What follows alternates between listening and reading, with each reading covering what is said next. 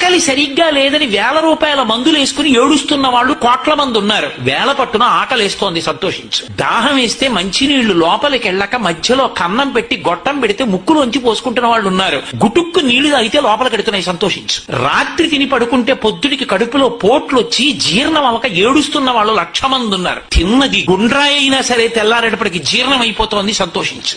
పడుకుంటే నిద్ర పట్టక చారుడు మాత్రలు వేసుకు పడుకుంటున్న వాళ్ళు ఉన్నారు. తలగడా మీద చెయ్యెట్టుకుని ఇలా పడుకుంటే నిద్ర పడుతోంది. పుస్తకం ఉంటే తప్ప మాట్లాడలేని వాళ్ళు ఉన్నారు. వేదిక ఎక్కి కూర్చుని మాట్లాడడం మొదలు పెడితే గంగా ప్రవాహంలో వస్తోంది, సంతోషించు ఈశ్వరుడి కారుణ్యానికి. కొంతమంది కూర్చోలేని వాళ్ళు ఉన్నారు, కూర్చుంటున్నావు. నడవలేని వాళ్ళు ఉన్నారు, నడుస్తున్నావు. చూడలేని వాళ్ళు ఉన్నారు, చూస్తున్నావు. వినలేని వాళ్ళు ఉన్నారు, వింటున్నావు. ఈశ్వరుడు నీకు ఇచ్చిన దానికి ప్రతి క్షణం తృప్తితో ఓలలాడిపోవాలి. ఎన్ని మాటలు కృతజ్ఞత చెప్తావు? అది మానేసి ఎప్పుడు ఏదో పోయిన దాన్ని తలుచుకుని ఏడవడం కాదు, వచ్చేదాన్ని ఊహించుకుని అలా జరిగితే బాగుండని కలువమలు ఎగరేయడం కాదు. ఇప్పుడు ఇక్కడ నీకు ఈశ్వరుడు వర్తమానంలో ఏమిచ్చాడో దానితో తృప్తిగా ఉండడం అలవాటైతే వాణ్ణి మించిన భాగ్యవంతుడు లేడు. అదే ధర్మం. ఆ తృప్తికి కారణం ఉండక్కర్లేదు. నీకు ఈశ్వరుడు ఎప్పుడు